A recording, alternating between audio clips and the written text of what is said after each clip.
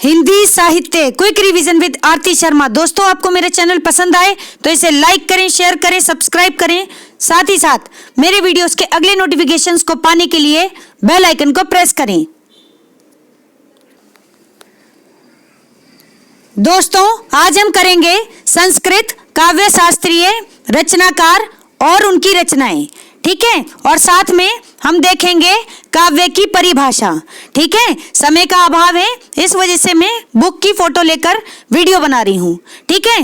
क्योंकि डिमांड आ रही थी कि मैडम जल्दी से जल्दी वीडियो तैयार करें, तो इतनी जल्दी विषय बहुत बड़ा है, कवर नहीं हो सकता, इसलिए जो जो इम्पोर्टेंट बातें हैं केवल मैं वही डिस्कस करूंगी, ठीक है। तो ध्यान दे दोस्तों, बात करते हैं संस्कृत काव्य शास्त्र की। पहले ध्यान से सुने। किसी साहित्य का अध्ययन, मनन और विश्लेषण करके उसके गुण, दोष आदि का विवेचन साहित्य शास्त्र का विषय है, ठीक है। साहित्य शास्त्र आपसे पूछा जाए कि साहित्य शास्त्र क्या है, यहाँ देखें साहित्य शास्त्र, ठीक है। हम बात कर रहे हैं किसकी? साहित्य शास्त्र की, ठीक है। अब पूछा जाए ये क्या है, तो ध्यान देना कि किसी साहित्य का अध्ययन, जब भी हम किसी साहित्य का अध्ययन करते हैं, मनन करते हैं, विश्लेषण करते हैं और उसके गुण, दोष आदि का विवेचन क्या होता है? साहित्य शास्त्र का विषय होता है, ठीक है। तो ध्यान रखें, संस्कृत में इसके लिए शब्द इस्तेमाल किया गया है अलंकार शास्त्र। क्या? अलंकार शास्त्र। ध्यान रखेंगे, अलंकार शास्त्र, शास्त्र खुद लगा लें, ठीक। और दूसरा शब्द है काव्य शास्त्र। क्या शब्द है? काव्य शास्त्र, ठीक है।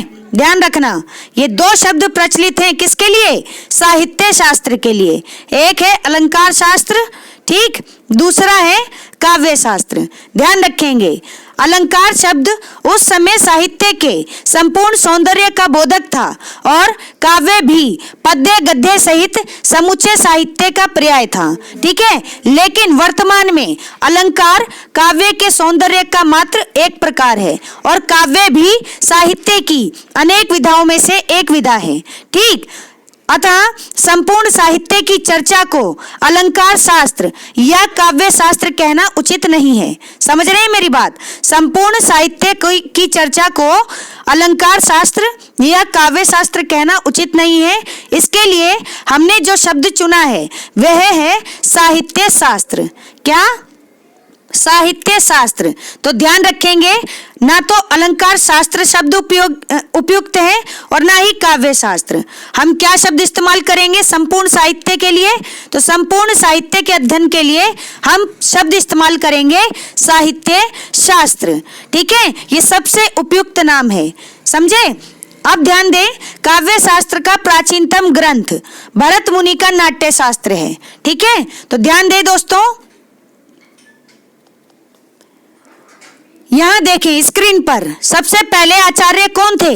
भरत मुनि, ठीक है। भरत मुनि थे जिनका सबसे प्राचीनतम ग्रंथ अगर काव्य शास्त्र का कोई माना जाता है, काव्य शास्त्र का, तो वह कौन सा है?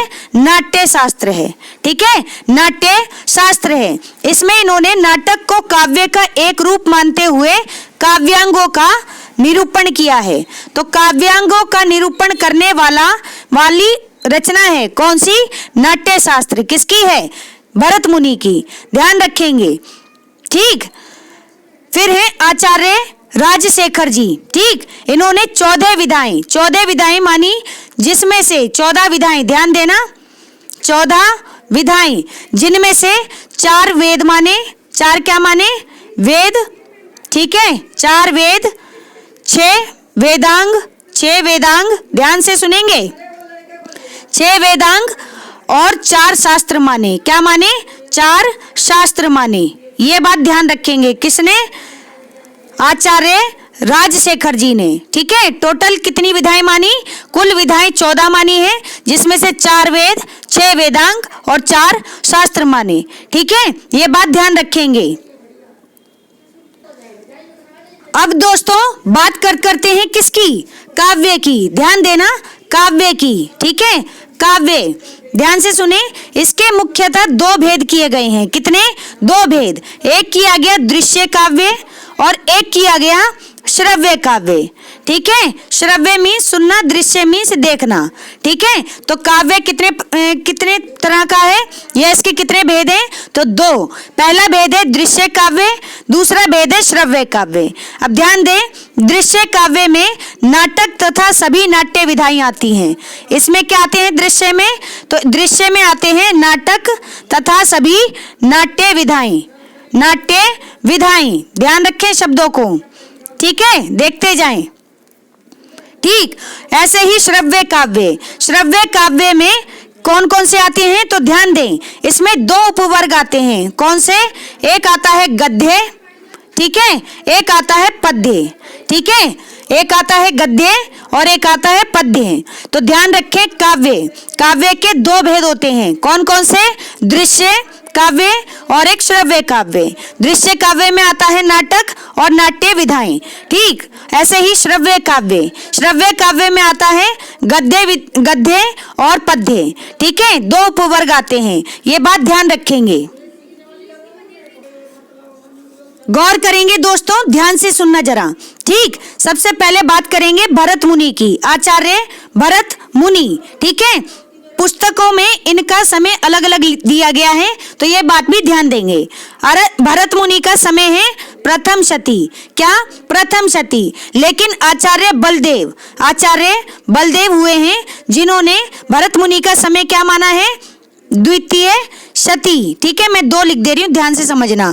द्वितीय शती माना है, किसने, आचार्य बलदेव ने। नाम याद रखेंगे आचार्य का।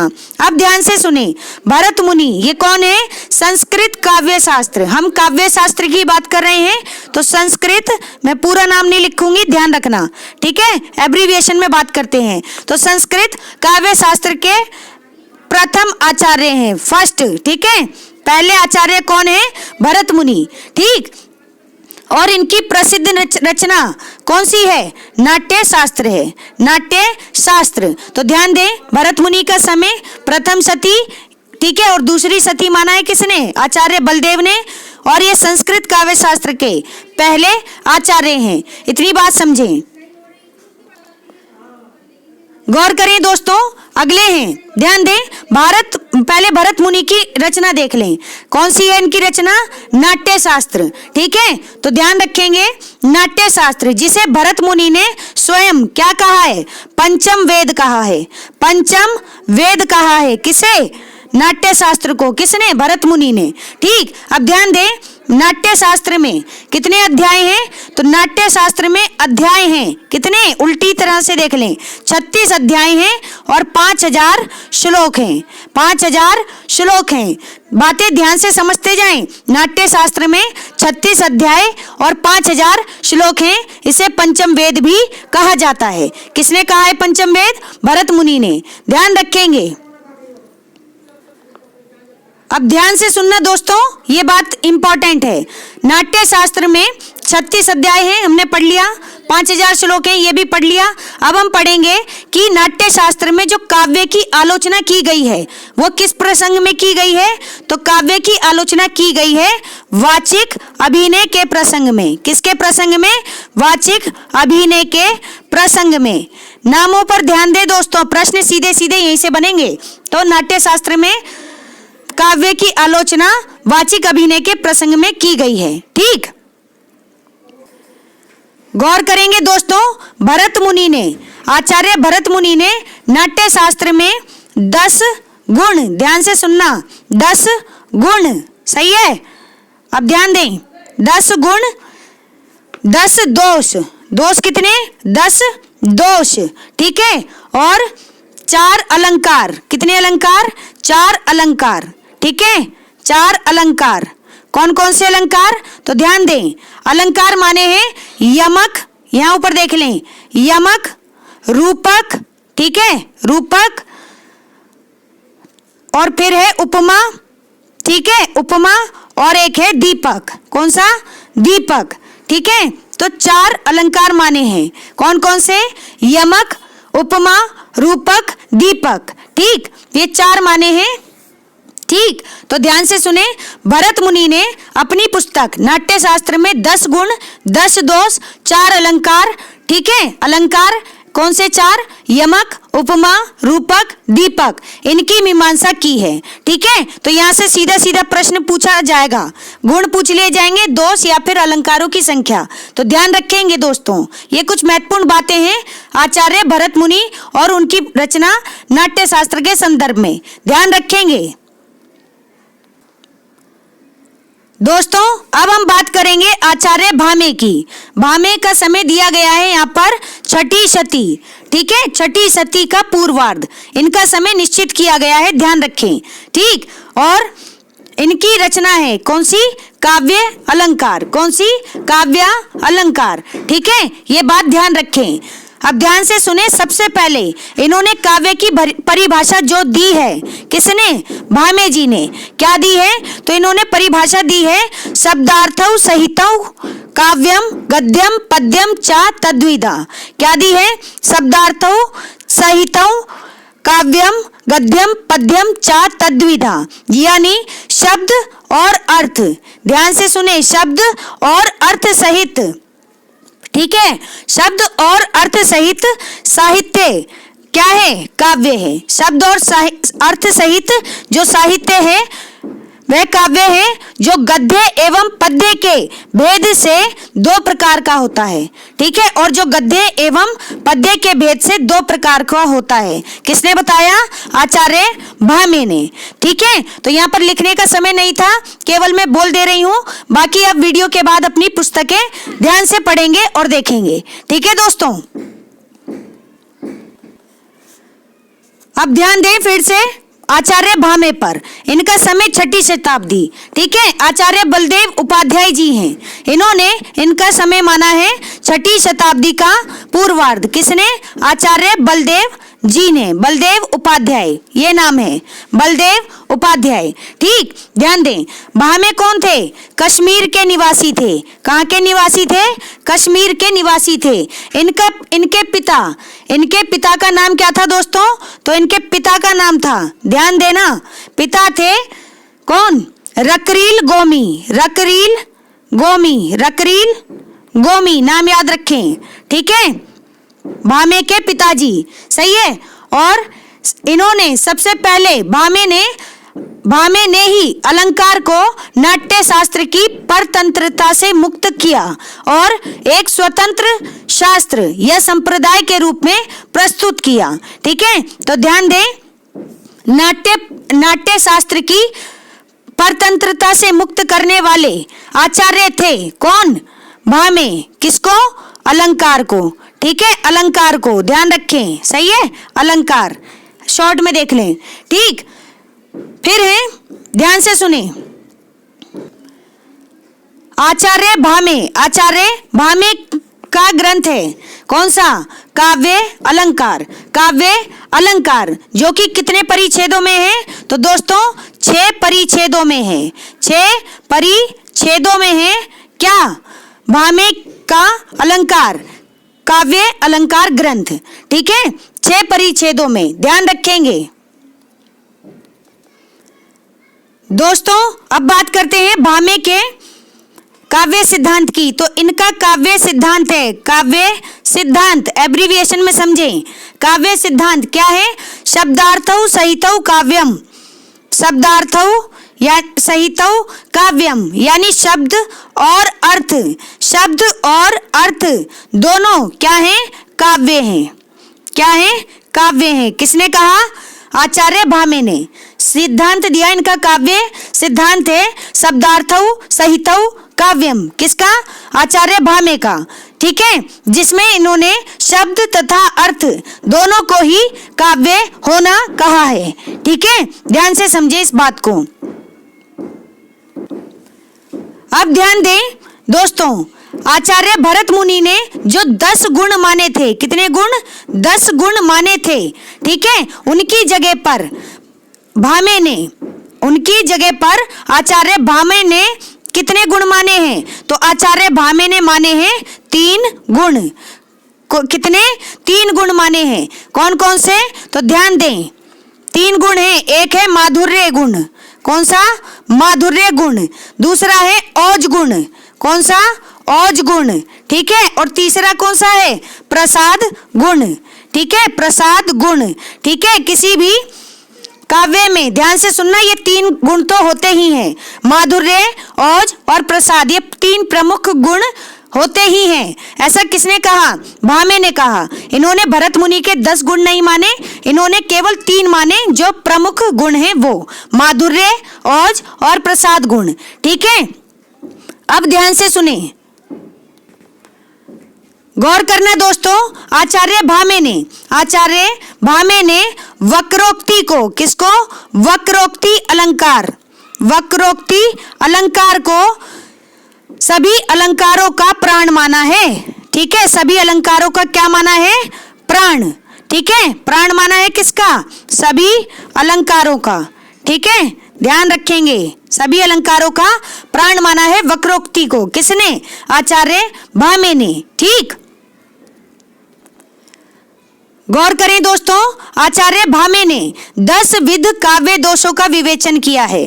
किसका विवेचन किया है? तो विवेचन किया है इन्होंने 10 विध काव्य दोषों का, 10 विध काव्य दोष, ठीक है। इनका विवेचन किया है किसने? आचार्य भामे ने, ठीक है। और इन्होंने, ध्यान से सुनना, रीति को न मानकर काव्य गुणों का विवेचन किया है। इन्होंने रीति को नहीं माना, रीति को इन्होंने नहीं माना, ध्यान रखें, ठीक है। रीति को न मानने वाले आचार्य हैं आचार्य भामे, ठीक है। इन्होंने गुणों को ज्यादा महत्व दिया, किसको? गुणों को, काव्य गुणों को। किसको पूछा जाएगा? आचार्य भामे ने रीति को न मानकर उसकी जगह किसको ज्यादा महत्व दिया है? तो आप बताएंगे गुणों को, ध्यान रखेंगे, ठीक। 3 प्रमुख गुण मैंने बताए थे, कौन से? माधुर्य, ओज और प्रसाद गुण। तो ये कुछ बातें थी दोस्तों आचार्य भामे के संदर्भ में, ध्यान रखेंगे। आचार्य भामे, इनकी रचना है दोस्तों कौन सी? काव्य अलंकार, ठीक है। और इनका समय क्या है?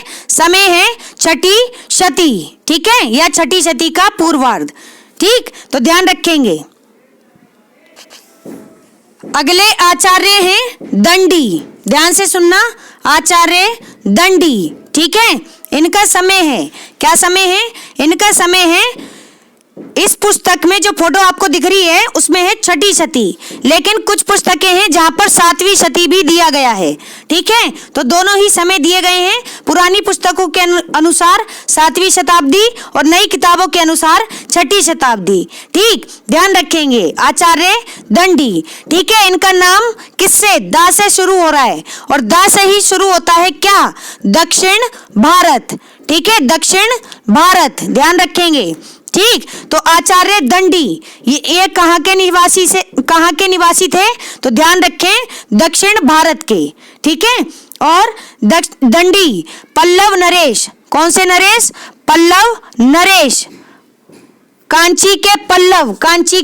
आप अगर आपने इतिहास पढ़ा हो तो कांची में कुछ पल्लव वंश हुआ करता था, ठीक है। तो ये उसी पल्लव नरेश की बात हो रही है, पल्लव वंश के नरेश की बात हो रही है।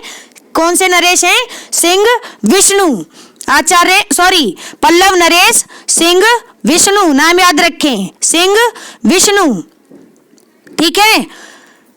कांची के पल्लव ये था आपका आंध्र प्रदेश साइड में, ठीक, पुराने समय की बात है ये। तो कांची के पल्लव यानी कि पल्लव नरेश सिंह विष्णु के सभा पंडित थे। कौन? आचार्य दंडी, सभा पंडित, ठीक है, ध्यान रखेंगे। कौन थे? आचार्य दंडी, ध्यान रखेंगे। गौर करें दोस्तों, आचार्य दंडी अलंकार संप्रदाय, ध्यान से सुनना, अलंकार संप्रदाय से संबंध थे। तो इनका संबंध किससे था? अलंकार संप्रदाय से, ठीक है, अलंकार संप्रदाय से, ठीक है। और इनकी रचना है कौन सी? काव्यादर्श, कौन सी? काव्यादर्श। ये एक महान ग्रंथ है, ठीक। इसमें 4 परिच्छेद हैं। कितने परिच्छेद? तो इसमें 4 परिच्छेद हैं, 4 परिच्छेद, ध्यान दें, ठीक है। और कितने श्लोक हैं? तो श्लोक हैं 600, कितने? 600 श्लोक हैं, ठीक है। बात ध्यान रखें, काव्यादर्श किसका ग्रंथ है? तो आचार्य दंडी का ग्रंथ है। ठीक है, और इसमें 4 परिच्छेद हैं, 600 श्लोक हैं। बात ध्यान रखेंगे, इंपॉर्टेंट है दोस्तों। अब ध्यान दें, आचार्य दंडी इन्होंने सबसे पहले क्या किया? वैदर्भी तथा गौड़ी रीति। वैदर्भी 3 तरह की रीतियां होती हैं दोस्तों, ठीक है, जिसमें से 2 रीतियां उनकी बात की है इन्होंने। किसने? वैदर्भी और गौड़ी रीति। ठीक है, गौड़ी रीति, ये अड़ा आएगा यहाँ पे, गौड़ी रीति। इनके अंतर को स्पष्ट किया किसने? सबसे पहले आचार्य दंडी ने। ठीक है, और इन दोनों का संबंध, ठीक है, किससे जोड़ा?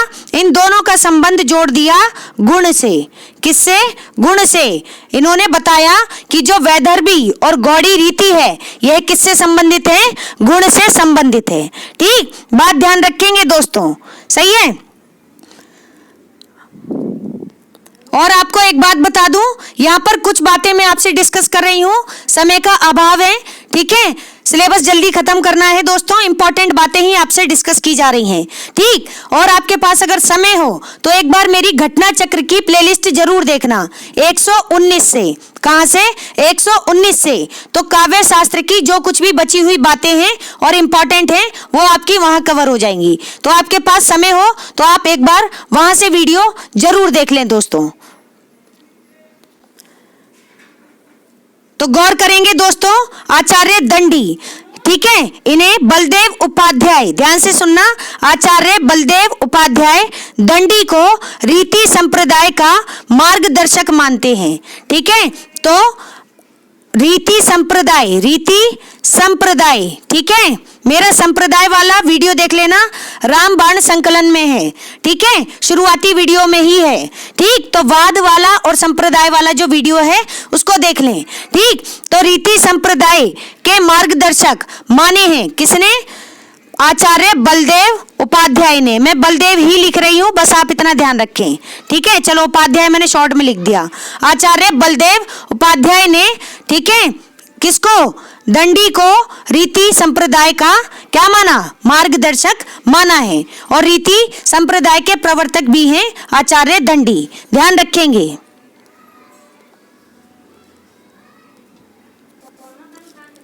दोस्तों अब बात करेंगे हम आचार्य वामन की। किसकी? आचार्य वामन की। ठीक है, ध्यान दें, आचार्य वामन कौन है? तो आचार्य वामन रीति संप्रदाय के प्रवर्तक हैं। दोस्तों अभी एक मिस्टेक हो गई है, मैंने आचार्य दंडी को बताया।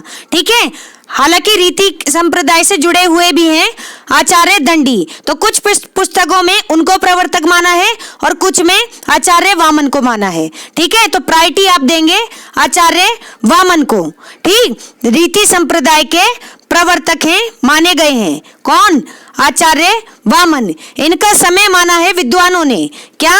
8वीं शती। ठीक है, और इनकी पुस्तक कौन सी है?